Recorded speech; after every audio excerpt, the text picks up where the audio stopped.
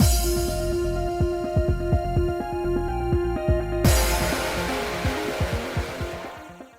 guys, it's Space Sins, and we are back with more Paradigm Paradox, continuing our grand finale, and Rio is just about to reveal, well, we can see what he's gonna say now, but it was such a cliffhanger.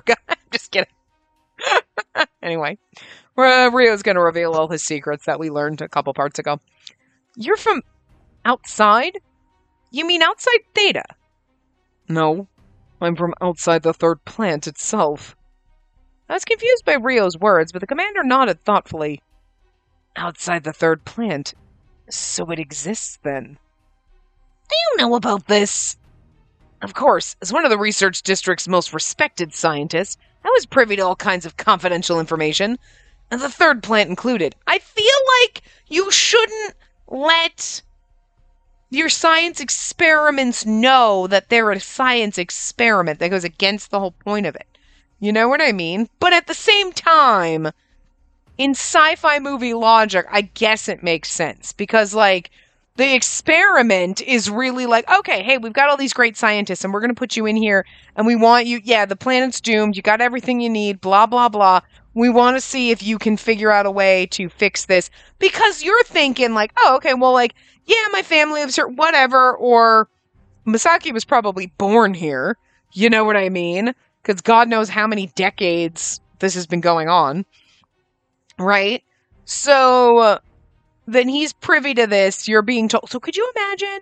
You get into a really high scientific, you're into a research job, whatever, and they're all right, so, just FYI, so we live in a bubble, and you're yeah, Theta's like a bubble, and they're no, but the outside world is actually like a bubble.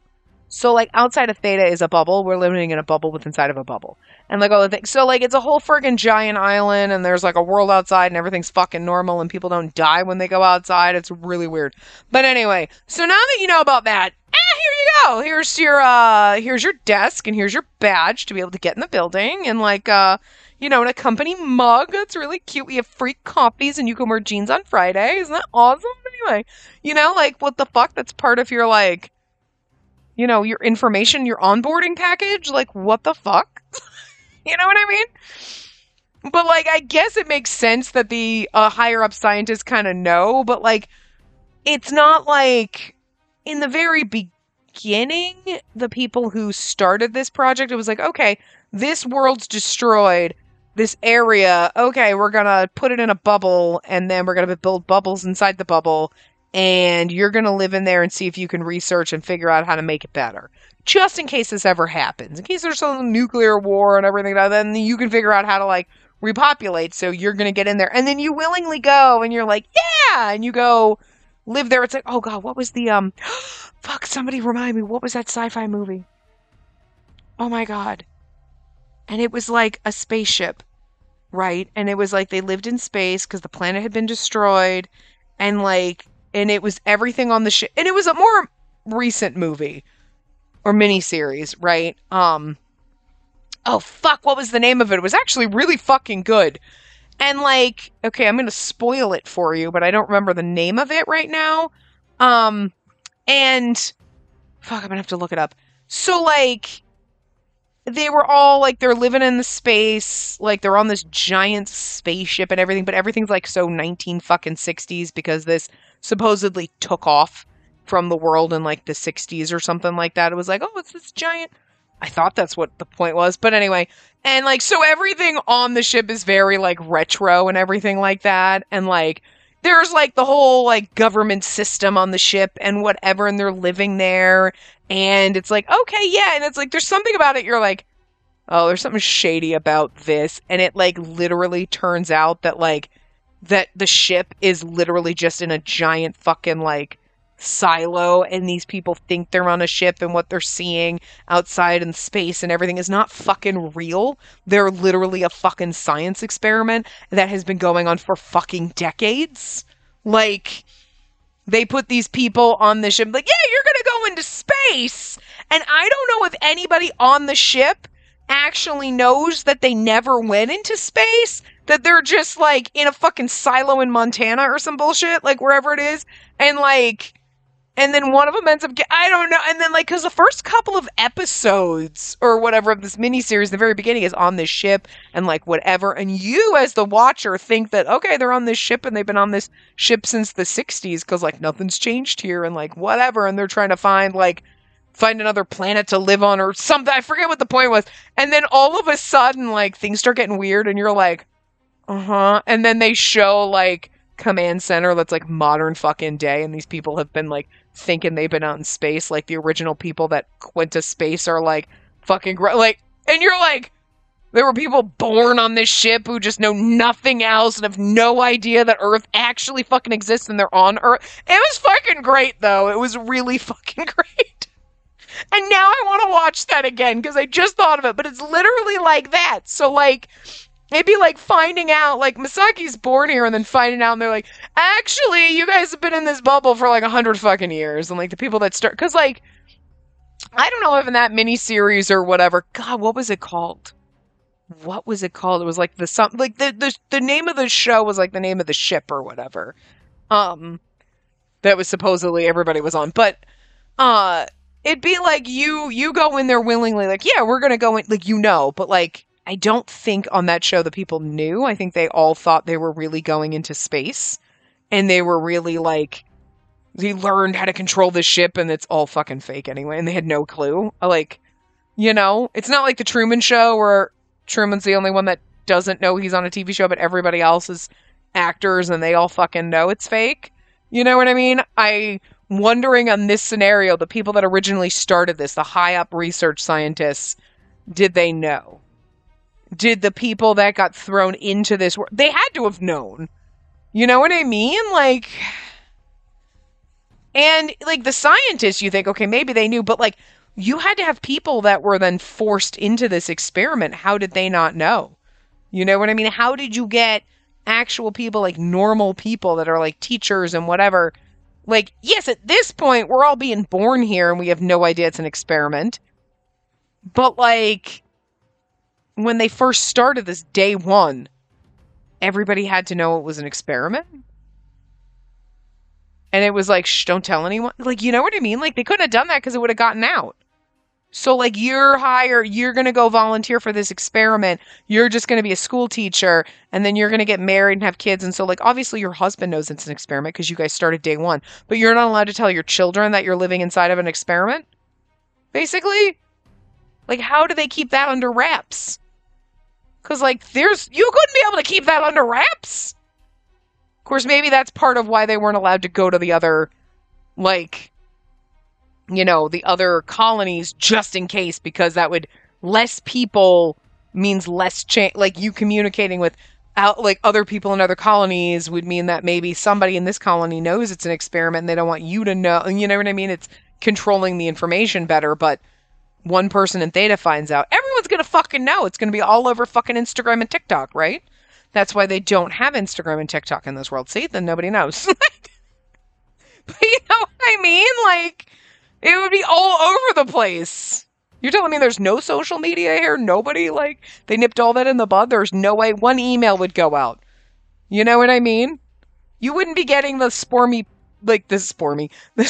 porn emails. You'd be getting like these fucking like conspiracy theory emails that we're all just living in a giant experiment.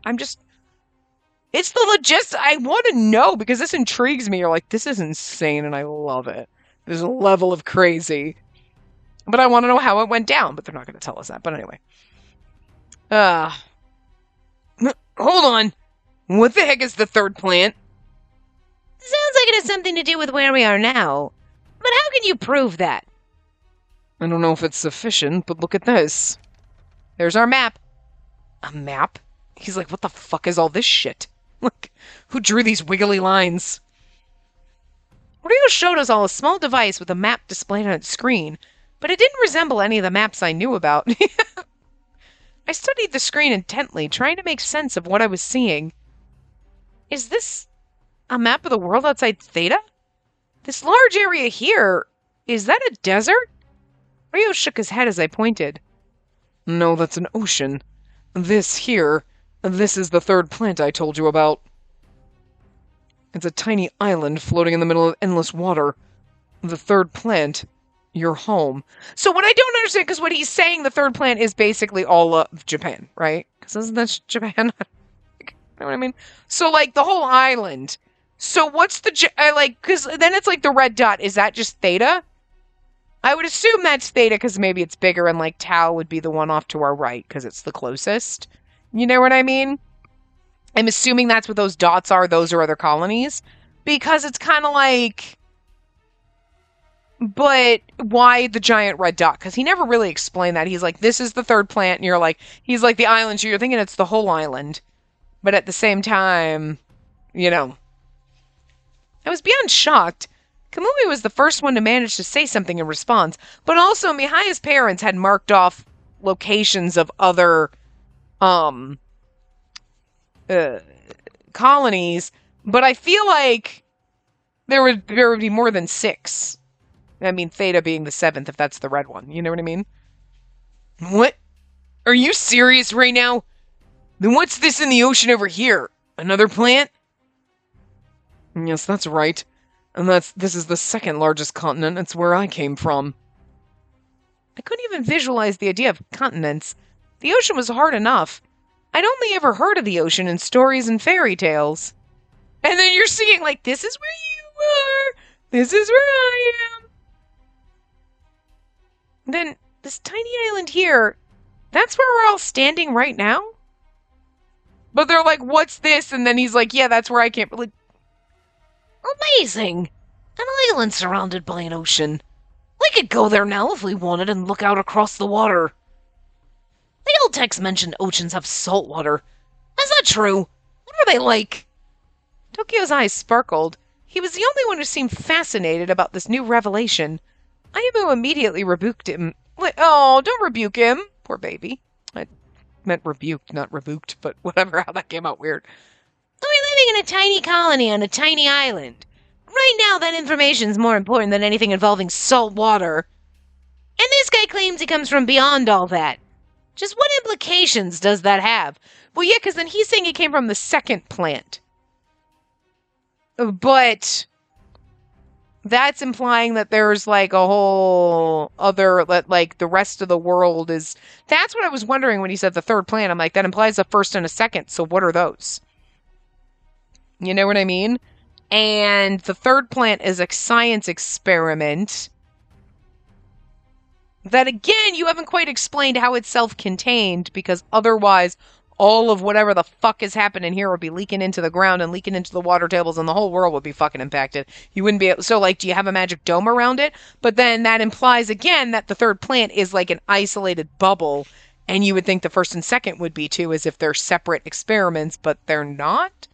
But maybe they are, but like you know what I mean? Like, they don't really hash this out enough for my brain to be like, okay, yeah, the third plant, okay, sure, we're a science experiment, but what are plant 1 and 2? 2 is where I came from. Okay, but how is that different from plant 1 then? And is there a 4, 5, and a 6? Like, what? I mean, like the, where you live here, boop, this is a science experiment. I came from the outside world where everything's not gone to shit. Totally. You know what I mean? It's a utopia out there, maybe. I mean, and you're an experiment, but they added the whole plant thing onto it, and first plant, second plant. He came from the second plant, and then it's like, so that implies that you're also living in an experiment? Or like, why are there divisions if the outside world is fine, and this is the toxic wasteland? You know what I mean? Like, that brings up more questions than they ever thought up to put into the game. So, you know what I mean? Like, they should have called it something else and not done this first, second, third plant deviation thing, because that just brings up more questions that they have not thought out, that they did not put into the game, that make no difference. But it's like, but it makes a difference to me because, like, how did you come up with this? You know what I mean? It implies that you had some kind of logical backstory to this that you didn't put in the game. And, like, I want to know what it is. So it makes sense, you know? Ayamo narrowed his eyes at Rio, and Tokyo's face finally stiffened up a bit. At any rate, he's been hiding his true identity from us this entire time. That's not really a good thing. Tokyo's like, but I kind of want to go to the outside world and see things. Do you have, like, birds and shit? Can I see the sky? Like, You know he wants to see the fucking sky. Ayu's negativity seemed to have pulled Tokyo back down to earth. He closed in on Ryo, peppering him with questions. This map was drafted by the people from your planet, right?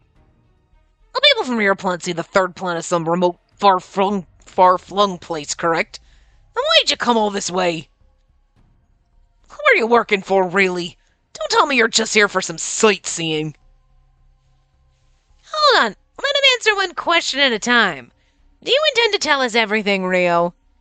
Ayamu interrupted Tokyo's barrage of questions, and Ryo sighed before speaking. Yeah, I'm tired of staying quiet. And just know that everything I say is true, no matter how outlandish. With a preface like that, it was clear Ryo's tale would be even more shocking than anything we'd heard so far. I pressed him to continue. Like, maybe we'll get a little more details than this, you know? I promised to believe it, so please, tell us. Ryo nodded. He sighed one more time, then dove into his story.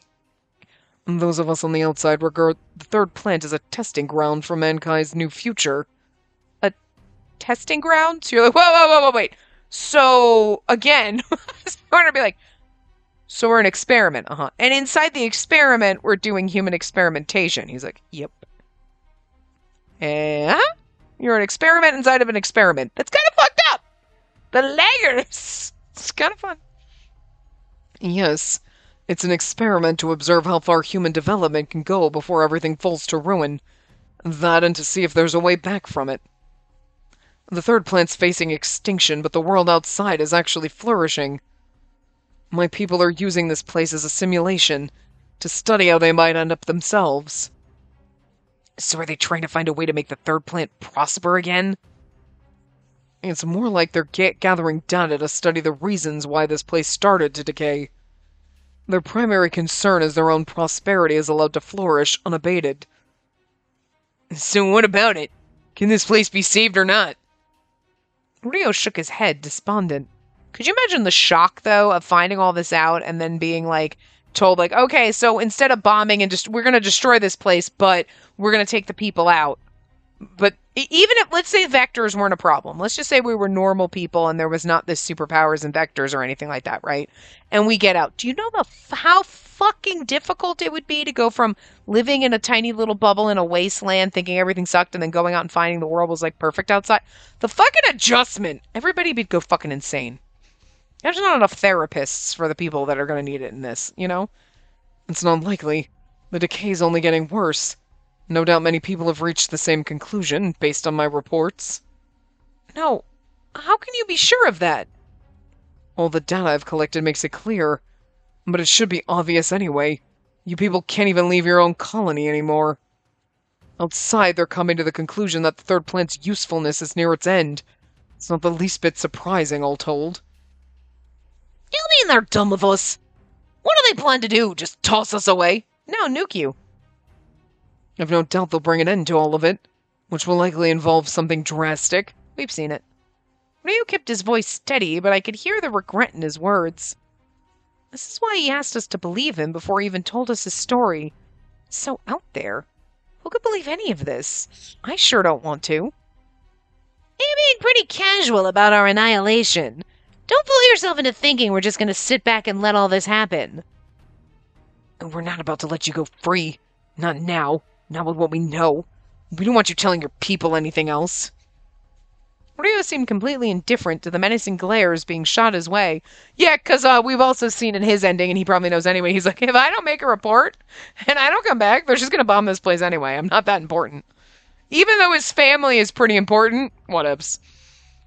You can react however you see fit. If you're going to kill me, just get it over with. It won't help anything, though. I'm just a lowly environmental surveyor. Killing me won't change your fate. Having said his piece, Ryo turned on his heel and walked out of the room. The commander went ahead after him. I'll talk to Ryo. I don't think we can do anything to change this, but at the very least, I can question him a bit more calmly than all of you. That was true. It made sense for the commander to speak to him, given their relationship. All right. Please do what you can. Tokyo spoke for everyone. The commander nodded and left the room. So, it doesn't feel right for us to disperse, does it? No. Why can't we go somewhere else? Someone's bound to walk in on us if we stay here. In that case, I think of a place I'd like to go. Aimu, you still have the key on you, right? You must, even at a time like this. Then Kamui led us to the last place I expected. I thought we were going to his grandpa's house. I'm like, that's going to be fun. Student council room. Oh, this is perfect!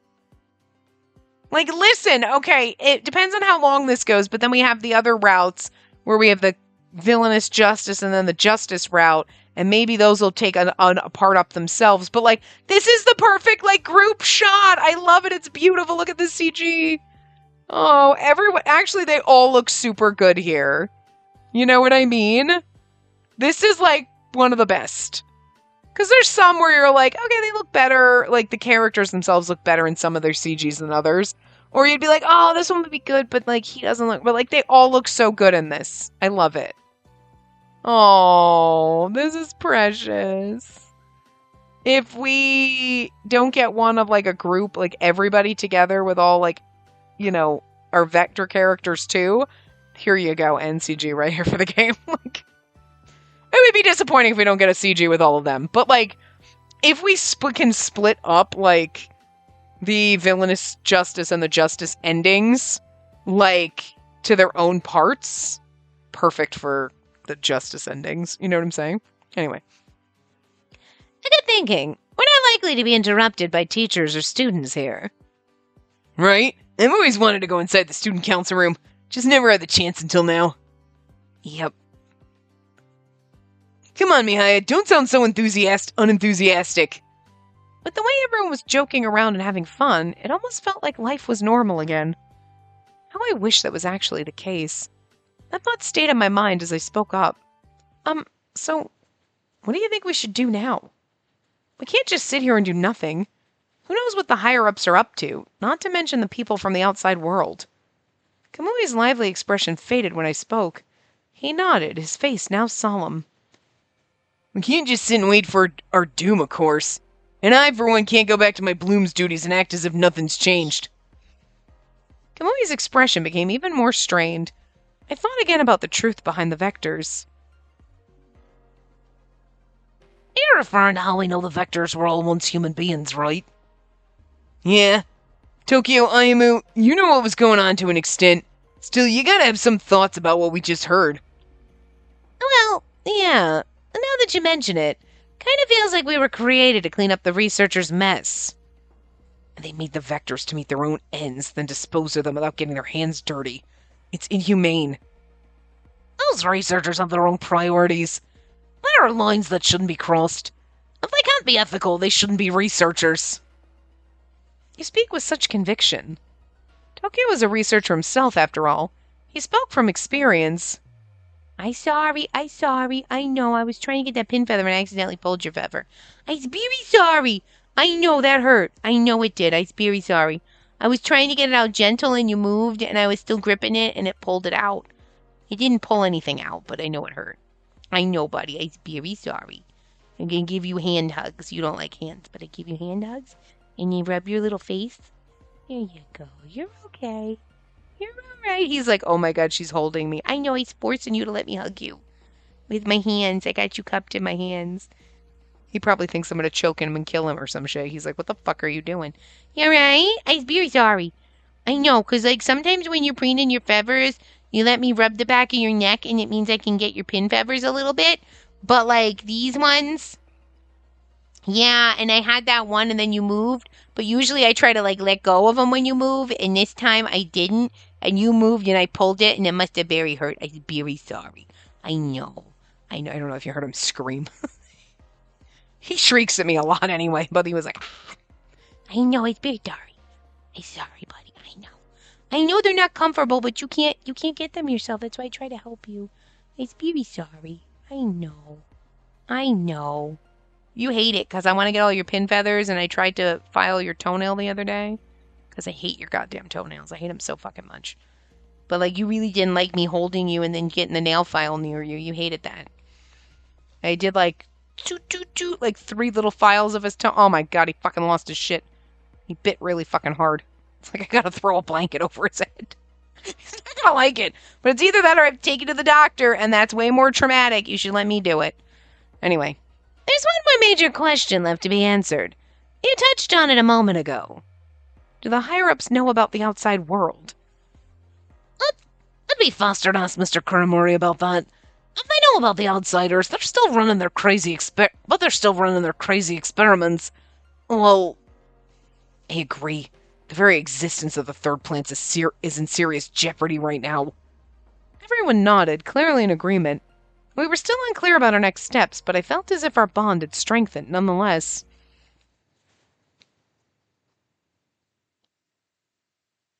When I headed back to the dorm, I immediately went to see Lizzie. She was still sound asleep. I'm worried about how much she's sleeping, but her color is back, and her breathing's settled. She should be okay, I hope. I wanted to report on her condition just in case. I quickly sent an email to the address Mr. Kuramori had given me. As I wrote, I reflected on the day. Looking back, there had always been signs that Mr. Kuramori was keeping an eye on me. The first time I met the researchers, it seemed like he did his best to limit the amount of interaction I had with them. Now they're going to recap all the shit we noticed. That maybe some shit that we missed. Like when it was like, oh my God, he's such an, like all the times we doubted him. And it's like, no, but remember this and remember this and remember this. And like, are they going to recap all those times to like point out like, no, see, you thought he was an ass, but nope, he's been watching your ass the whole time. Another wave of gratitude washed over me. I also thought about Uncle Yashima and how he'd been Mr. Kuramori's supervisor. Uncle Yashima and my mom and dad, too. What was life like for them before I was born? I wish I could have met them back then. Yeah, I was not nice. I was being nice and petting you. I didn't hurt you, and you bit hard. You're a jerk. You're a bad boy. Don't like you right now. I love you, but okay, it's not that I don't like you. I don't like your attitude. I love you, but I don't like your attitude. No, I don't want to pet you. Don't come near my hand. Don't you come try to get my hand like you want me to pet you. I don't want to pet you or snuggle you. Just be mean. You bit very hard. That hurt. That hurt. Do you know how much that hurt? That hurted a lot. You're very, very fucking nasty. I didn't do anything to you. I was petting you nice. And I'm sorry if it accidentally hurted you, but I wasn't even trying to get pin feathers. I did nothing that hurted you. I'm giving you a break now because you're getting fidgety. And if you poop on me, so help me God. Swear to God, you're getting really bratty in your old age. You used to be a good bird. Now you're being a nasty bastard. You gotta go poopies or what? Come on, hurry up. We don't have time for this shit. There you go. Thank you. Good birdie. Between your toenails being sharp and you being a jerk, I don't know. You nasty bird. Just mean. Just mean bird. And everybody's gonna think that I don't love my birdie, and that's not true. I love you to death, but I hate your fucking toes, and I hate your fucking attitude. You got an attitude lately. You do. You have a big nasty attitude lately. You're so cute and adorable, and then you just bite for no reason. You're very bitey and very mean. You're very, very mean. You're such a jerk. Is your nasty teenage phase? People say their birdies get nasty when they go through their terrible twos, but you're 10 years old. You're too old for this. You're too old to be a big fat jerk, Mr. Neelix. Anyway. I remember where we were on this when he tried to rip a hole in my thumb. Uncle Yashima and my mom and dad, too. What was life like for them before I was born? I wish I could have met them back then. I know. I'll ask Uncle Yashima himself. He seems to know a lot about the circumstances of my birth. I want him to tell me everything. I sent my report to Mr. Kuramori, then started writing a new email to Uncle Yashima. I thought about my parents as I composed it. Suddenly, Ibuki entered my mind as well. If Ibuki knew them, what did he think about them? He escaped the research district, but why? I was not expecting, I guess I should have expected like this ending to be as long as the other one, but I wasn't expecting it to be like this long, because we kind of know a lot of this information and we've kind of processed it. So like, I get it, but at the same time, I'm like, are we going to do anything? Or we're just going to rehash the same stuff we already did? Because like, you know what I mean? I get it. We're progressing to a point where we're all going to maybe work together or whatever and maybe overthrow the outsiders or whatnot. But we're progressing there a little too slowly. for the fact it feels like all the other routes kind of like everything kind of happened really fast and like, now we're magically in love. And you're like, okay, sure. But this one, it's like, are we gonna get anywhere or do anything? Because at least in the other ones, it's like, oh, we have to take a little bit of time to get to know the character, spend time with them and whatever. And this is like, we know all this information, basically. We've had all of this information all in bits and pieces, and I don't mind the recap. But now it's like, can we get on with it? Like, maybe, like, let me ask, oh, good God, are we going to have to go through all this again? You know? Like, I don't know, I've been here for like 2.5 hours, and I'm like, this is the only part I feel a little bit bored, but I'm like, are we getting anywhere? Because, like, you know, Ibuki, Yukonami, and Hyuga, their abilities all awakened in similar ways, but me, my mom, and my dad, we're different somehow. Why are they allies to the Vectors? Why do they fight humans? Can we ever find common ground? We'll get all those answers, I'm sure, in like a half-hour-long segment. The threat posed by the hostile outsiders was enormous, but before we could face that, we needed to sort out our own problems. I strongly believed that. I do feel like they could have also maybe, well, I mean, I get it, the background information, they can't really tell you that because that's got to come out progressively across, like, along the game. So I get having the common kind of ending like this at the end of the game where you know everything. But again, we know everything. So, like, why are we spending so much time dicking around, basically? You know what I mean? I've got an email, and I've really enjoyed this game so far. I really have, but like right now I'm like, are we getting anywhere? That's just all I can feel right now is like, are we, like, we have moments where you're like, okay, all right, so we explain, but now I'm like, now we're just sitting in our room, and it's kind of like every single time they did it well enough, but like every time we'd go to the Vectors, and it's like, are we gonna have to explain everything to Lizzie every motherfucking time, and I'm gonna have to read it every fucking time because like we get it. But they did it well. Like, I explained to her everything that happened. And, okay, I get it. You help me. And, like, they kind of just glossed over it. Because it's like, good, we've already done this. But now, I know that it's slightly different. Because we're presenting the information to different people about different things. But, okay, and we got our information dumped before. Okay, we kind of went over it. Good. But now we're just sitting in a room doing nothing. And it's like, we're at the end of the game.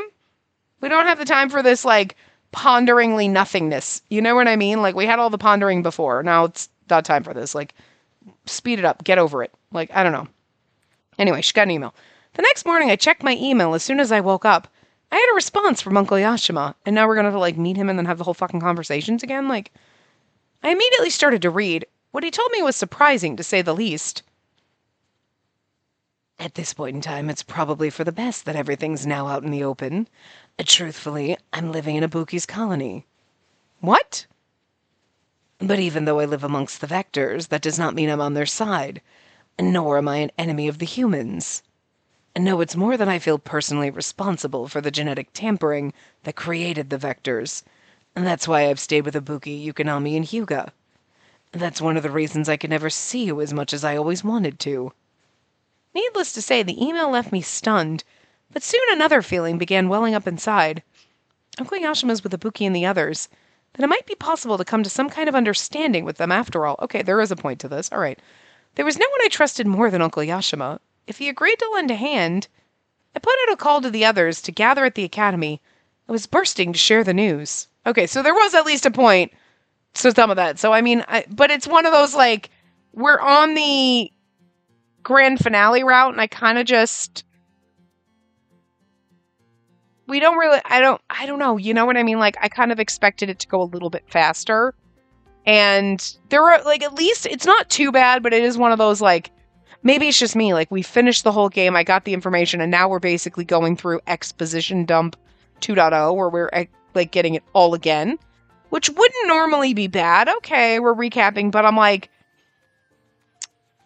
there's obviously going to be an ending. Duh, it's a grand finale ending. But I kind of don't think it should take 6 fucking hours to get to, like, every route. We don't need that much. So, you know? And I know part of why it's taken this long is because I'm expositing and throwing some information. But now I'm getting to the point where I'm like, okay, you know, we got the and we're still doing the exposition dump again of all the information we already know. Like, can we wrap it up a little? Like, You know what I mean? I figured we're going to talk about this and then we're going to move on to where it's going to be different and what we're going to be doing and getting to our ending, and not 4 hours later. I don't know. I know, I'm making it worse, but whatever. I can't exactly turn down an invitation from you, can I? I don't even mind being in the academy on the weekend as long as you're here. Listen to him, still flirting with us. Grow up, Kamui. She didn't. Oh, no, that's Mihaya, sorry. Grow up, Kamui. She didn't just ask you to come. She invited all of us. Yeah, man harem. Huh. Shall we leave him alone? No. Mihaya's just needling Kamui for being being a big flirt at a very inappropriate time. That's cruel, Ayamu. Your words cut even deeper than Mihaya's savage comments. Excuse me, can I start? I raised my voice in hopes that I'd cut through their banter. Sure enough, everyone jumped and looked at me. Sure, go ahead. But first, tell us how your friend's doing.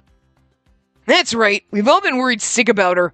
Ryo says she'll probably be fine, but who knows if we can trust a word out of his mouth. Their faces did look rather drawn and concerned. Were they that worried about her? Is she still asleep? I figured you'd get in touch with us if there were any urgent developments. Is that why you called us out here? They really were worried about Lizzie. My chest swelled with happiness. I kind of hope she doesn't wake up because I don't have to explain everything to her again for the 15th time. I was actually able to talk to her this morning. Oh, thank God. Thanks for your concerns. Like, she woke up and she's not, like, fine. Like, I don't need to, like, have the whole 10-minute conversation with her. She's still not quite well enough to sit up, so we agreed she should stay in bed for now. Her wounds are healing at an incredible speed, though. When I thought about how my DNA made such a fast recovery possible, I felt conflicted. Overall, though, I was more relieved than anything. But there are other wounded people. I wondered if they were all vectors by now. Thinking about that caused my thoughts to go to a dark, depressing place. Okay, you already went there once. Don't harp on it.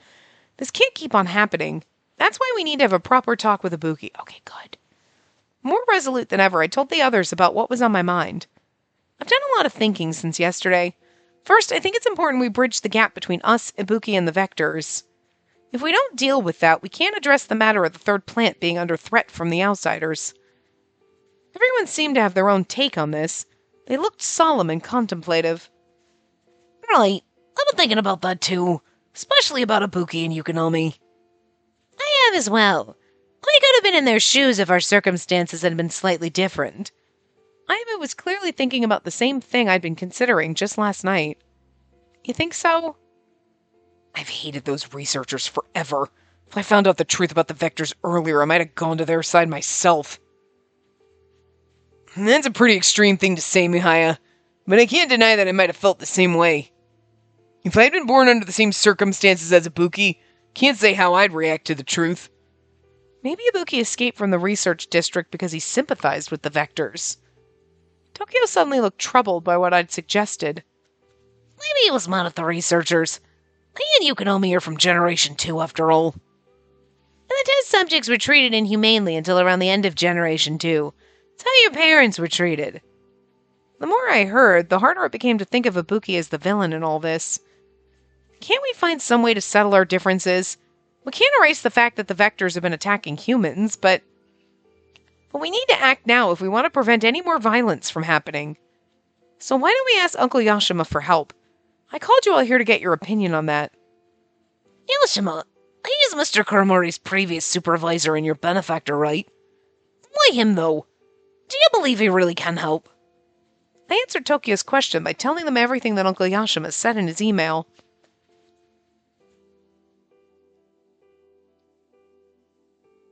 I see. So he's over there with the Vectors.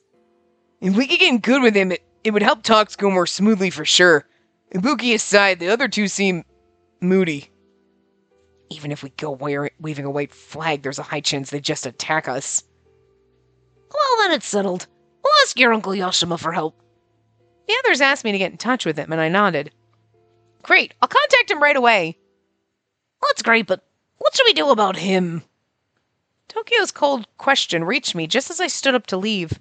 Him? You mean... Ryo Tomitsuka. Who else?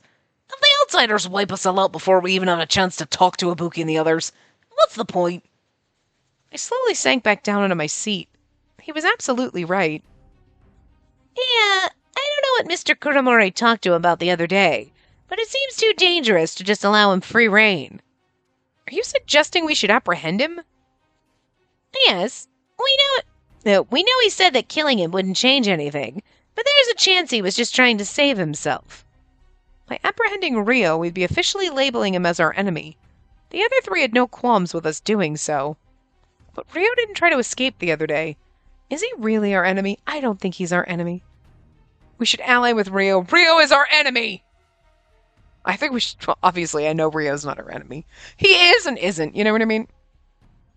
Grand finale route, which we're already in. Okay, click. Oh, okay. Oh, okay. Well, I'll just...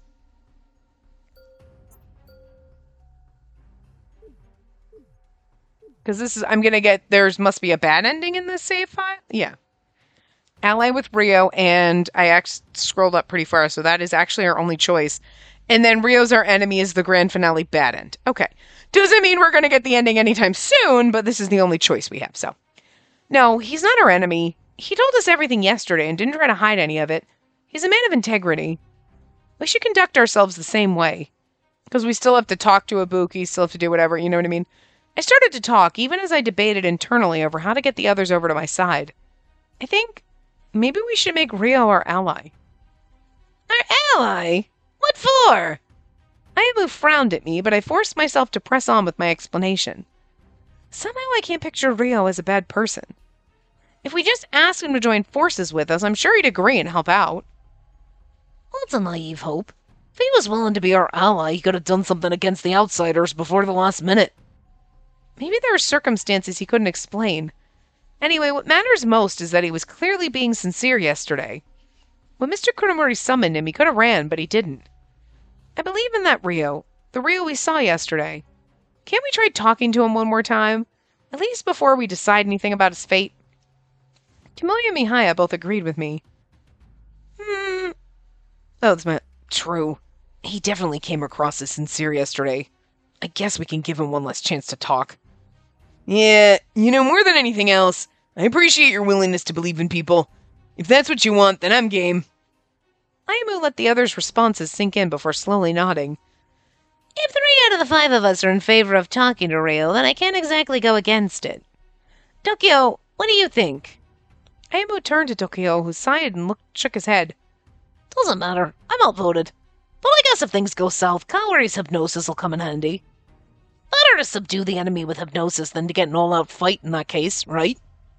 I realized then that Tokyo was suspicious of Rio out of concern for all of us. That realization made me feel warm inside. Thank you for giving it some real thought. As you said, Tokyo, I'm probably being naive, but I'll do my best not to rely too heavily on help. Wow, I can't read. What do you mean by that? I mean, I'll try not to burden you. I made the decision to trust Rio, so if it comes down to a fight, I'll make sure I'm prepared. If you insist. Well, there's nothing more to be said, is there? You may be a little naive, but you have your strengths, too. When I saw Tokyo smile and chuckle, I realized he'd accepted my point of view. And now that we've decided, let's get moving. It's better to actually talk to the man rather than standing around talking about doing it. If we're going to in search of Rio, we should find Mr. Kuromori first. If he's not on campus, then he might be in the research district. I was still talking when the door opened and Mr. Kuromori appeared. Speak of the devil! He's not the devil, he's such a sweetheart, stop it. Ah, there you all are. Nobody was answering. I was starting to get worried. We all quickly checked our phones. Sure enough, I had missed calls from Mr. Kuromori. The others seemed to have them too. Were you all just having a discussion? Sorry to interrupt, but it'd be a big help if I got your full attention for what I'm about to say. Perfect timing. We were about to come find you. Has something happened? Yeah, but you should hear it from him, not me. Then Mr. Kuromori stepped aside to reveal the topic of our prior discussion. Rio himself. You picked a convenient time to show up. What do you want? Rio seemed to be his usual unbothered self, despite Tokyo's challenging tone. He cleared his throat and started to talk. There's no more time to waste. The outsiders are on the move. What? Rio held off on reporting how bad things have been deteriorating in the third plant, but it seems they caught wind about it anyway. In fact, the outsiders have decided themselves that my failure to report on the third plant is proof the region has no discernible worth. I received a one-way communication ordering me to withdraw, as the planned invasion of the third planet has already kicked off.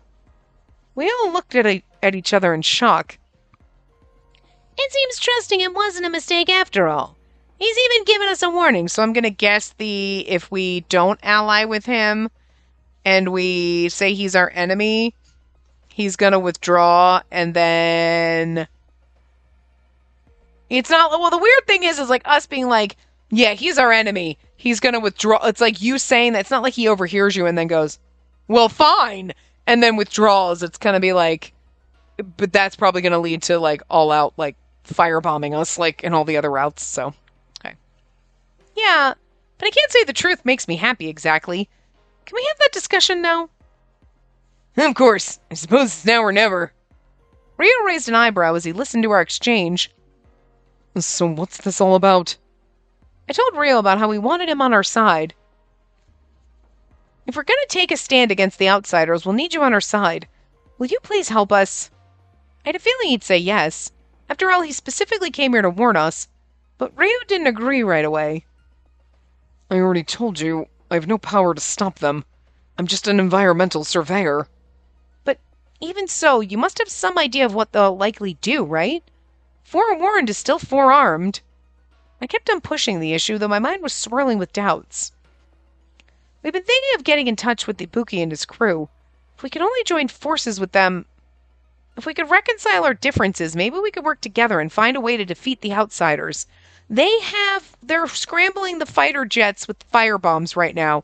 I think they're going to get here before we even get to Theta to talk, or Tau to talk to anybody. Rio wasn't the only one surprised by my plan. And that's a very big if there. I don't think we went over that earlier. Yeah, I'm surprised too. They're saying we should all just fight alongside Ibuki. Do you think it's not possible? My voice grew meek. I'd been afraid of how the others would take it, but I shouldn't have worried. It's not impossible at all. In fact, it's probably the only viable option we have. Kamui would agree with fucking anything we said. If I said that he should let me put him on a leash and he should eat dog food forever and let me step on him, he'd agree to it. I'm just saying. Not necessarily a bad... Maybe not feeding him dog food. We'll feed him real food. But if the leash and the stepping on him, that's your kink. He'll do whatever you say. Like, swear to God. You'll agree, right? I lifted my head to look around at the others. They all nodded solemnly. Yeah, from what I've heard, force alone won't be enough to take down the outsiders. We need whatever advantage we can get. All the talk of fighting got us fired up. Rio looked around at us, eyes wide. Ayamu's right. My people are too strong. All the military power of the third planet's nothing against them. We have military? I mean, well, we saw those dudes, but like... But there's no guarantee the Vectors would team up with us either. It's unprecedented. I'd already thought over every potential hole in my plan, but we no longer had time to worry. Besides, none of us really wants to fight them anymore, so then... find a way to convince them. I'm sure we can. I'm sure we can come to some kind of agreement. You seem confident it'll work out. Are you thinking of asking Professor Yashima for help? If so, I can get in contact with him. Mr. Kunomori's offer reminded me that he knew exactly where Uncle Yashima currently lived. I can do it myself. I feel like it needs to be me. I see. You've become much more mature and responsible. I mean that as a compliment, of course. I'm just saying you've grown up a little. Mihaya frowned and looked at Mr. Kunomori coldly as he struggled to soften his statement.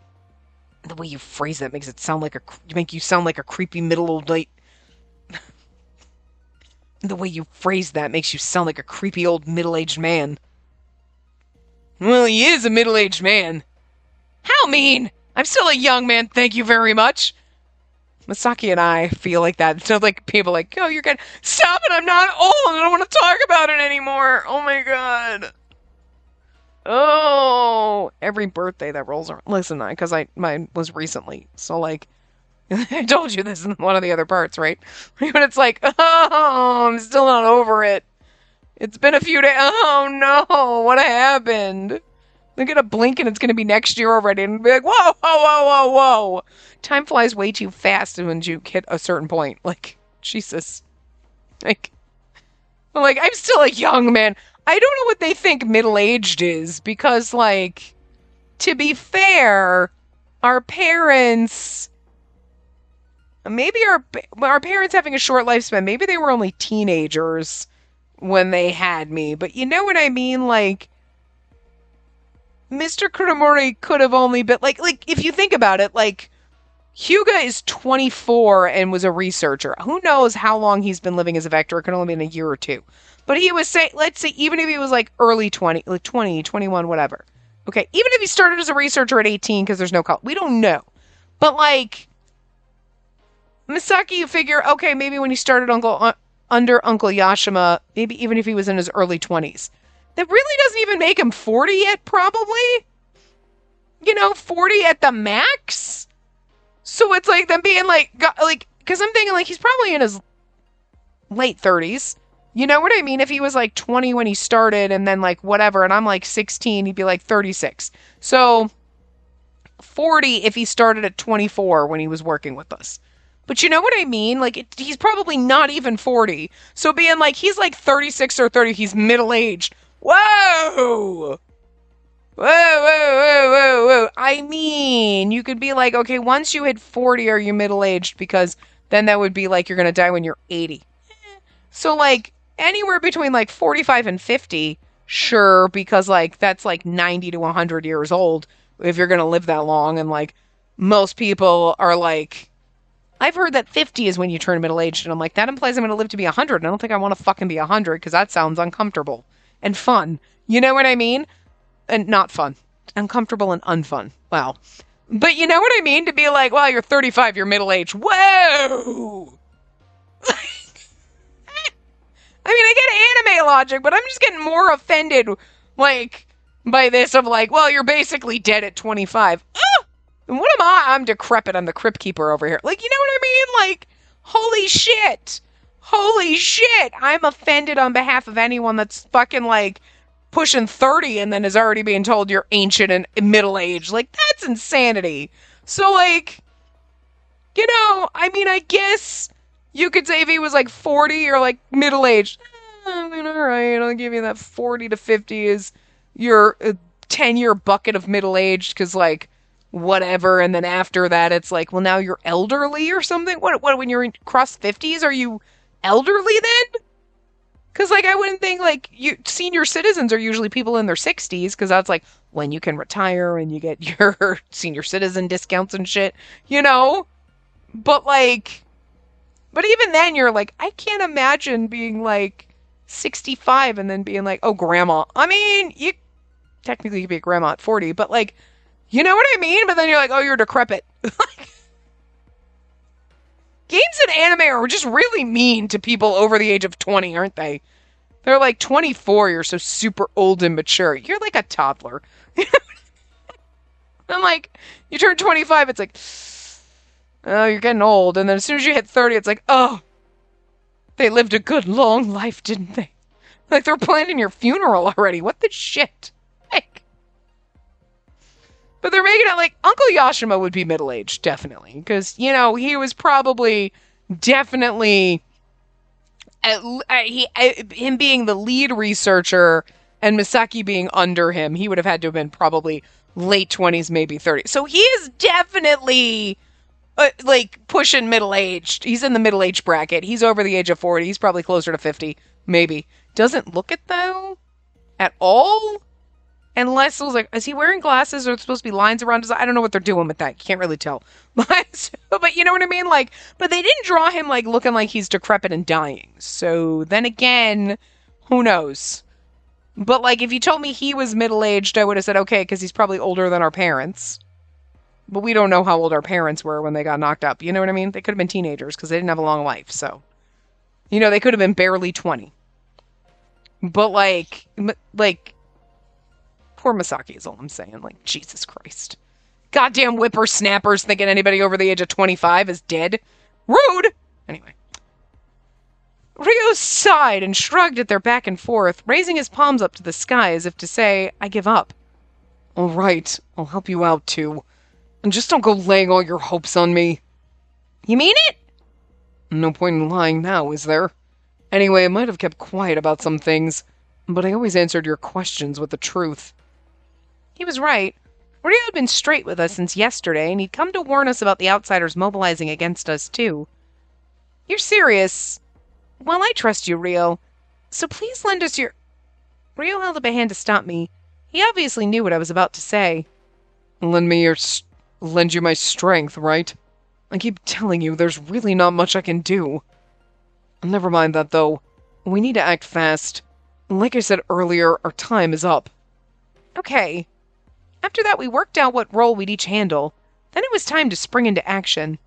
I hurried back to the dorm to get in touch with Uncle Yashima as soon as possible. 'Cause I can't email on my phone? Kind of fucking backwards time are you living in? Okay, and send. I sighed with relief as I sent off my email. Suddenly, there was a knock at the door. Can I come in? Lizzie, of course. Come on in. Lizzie walked into the room. She was still groggy, but the color was back in her cheeks. Are you sure you should be moving around? Lizzie looked okay, but I was worried about her overdoing it. She smiled and took a seat next to me. Still got some lingering aches and pains, but nothing a little walking won't loosen up. It was hard to believe how fast she'd healed, considering how badly wounded she'd been. The antibodies had really done a good job. I started to ask this morning, but you saved me, right? Thanks so much. It wasn't just me. A lot of folks came together to save you, Lizzie, so now we have to have this conversation. I thought we glossed over, and I was like, good, we don't have to, now we have to have this conversation. Okay. As I spoke to Lizzie, I realized this was my best chance to tell her about all the things I'd kept secret from her. It was now or never. God damn it. Well, I mean, I knew we kind of like checked on her and rushed out, to be fair, but... Listen, Lizzie, would you hear me out for a sec? I want to tell you some stuff I've been keeping from you all this time. Please just fade out and come back and don't make me read it all over again, because, like, we get it. Listen, and, like, we have moments where it's like, why are we doing this? Like, okay, we're back on track. We're whipping through things good. And now we're back in here and you're like, what's the point? I mean, I get it, but we've already told her. So, like, you could be like, we already told her. I explained everything to Lizzie. You could throw it away in 1 or 2 sentences. You know what I mean? Lizzie nodded and smiled as I broached the subject. I'm so happy to hear you see that. I've been wanting to talk about what's been troubling you for such a long time. Thank you, Lizzie. The truth is... Oh, thank God. Oh, but we get a CG with Lizzie, so okay, never mind. I can't be mad about it, I guess. I'm like, oh, God, we gotta have to explain everything, but we get to the little CG with her, and that's cute. I told Lizzie everything. About my special powers awakening, my Bloom's duties, and all the rest of it. Lizzie listened to my story with wide eyes and squeaked in surprise more than once, but she didn't interrupt until I was done talking, which wouldn't be interrupting. Wow, he was in major danger back there, but it's nothing compared to what you've been through. Are you seriously okay after all that? Good old Lizzie, always worrying about me. I responded to her concern warmly. It's okay. Occupational hazards. I'm used to it. Used to it? Really? Superpowers or not, you're still just a regular girl. A lot of scary stuff has probably happened to you, right? You don't have to act tough for me. Lizzie's kind words made my eyes sting with tears, and I felt a wave of guilt wash over me. At least in this version, like, we didn't have to run away. We can hang out with our Bloom's boys. Everyone's together, and Lizzie's not dead. So, I mean, you know, fair. She'll just worry even more if I tell her I have my toughest battle ahead. But I'm so tired of keeping secrets. Listen, Lizzie, I have a really dangerous fight ahead of me. I want you to know about it before I go. I told her everything about the third plant and the outsiders. This time Lizzie was stunned into silence, too shocked to even squeak. We were silent for a while afterwards. Lizzie spoke up first, and of course it was to express concern for me. Sounds like you're going headfirst into terrible danger based on what you just told me. I'm so worried. I feel like saying good luck or do your best isn't nearly enough. It was clear how much Lizzie cared about me, but at the same time I wasn't quite as frightened as Lizzie thought I ought to be.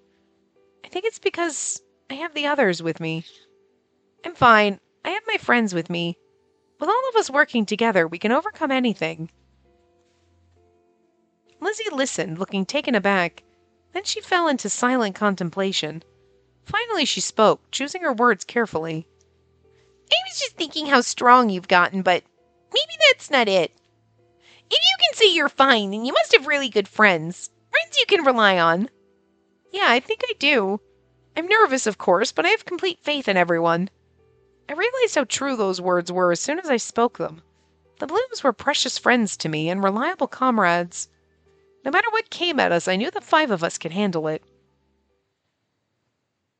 The end. No, I'm just kidding. We got at least another part. But okay, at least it's moving along now. And it's like, okay. And so, like, I mean, I know I complained before, but, like, it was kind of like, do we have time for this? Then they wrapped it up instantly. And I was like, all right. So, like, I complained more than the scene would have taken just to read it. But it is kind of like, well, now that we're at the end of the game and we're doing that, we don't really need all the exposition dumps, but like that would, it's like, oh no, we're gonna, it's like, I explained to her everything and then she gave me a pep talk and then we're done. And it's like, okay, good. We're kind of just glossing over all that. And we're not sitting here going through most of it again or anything. You know what I mean? Because it's like, we don't really need it, but it feels like filler, but at the same time, it's not really, because it's like, we do have to set up the plan and everything, and they're doing an okay job being like, okay, let's do this and this and this. And it's like, there are moments where you're like, I mean, I don't want to say could they have condensed it more? Not really, because to be fair, it's going to be probably a quick ending anyway. And it's the common, and they're trying to set it up the best they can. But I think it's just because we've gotten all this information 15 times over that sometimes you're like, yeah, okay. What's the point? You know what I mean? I think it's just the way the game's structured, because like it's the same thing with like the vector routes. That's my one complaint about it, is it differentiates the second you decide to go wherever you're going to go to find Moravia, right? And who you run into, and that's it. And then when you all get together outside to take Lizzie back, then it's totally a different route. And it's like, I wish they had done that a little bit better, where, you know, whoever you go to, that's kind of like, okay, you went and you found Yukonami. Okay, that's going to put you more on his route. Okay, cool. And then that scene where everyone's outside, that would have been still a common area, the villain's common section. And then bringing Lizzie back would have also been like, and then, you know what I mean? So that whole trip back, common, not making it basically the same thing in 4 different ways. Because you're like, it's the same thing over and over. And it's like, we're basically doing the same thing and having the same thoughts. It's just slightly different. So it gets annoying to read it 4 times.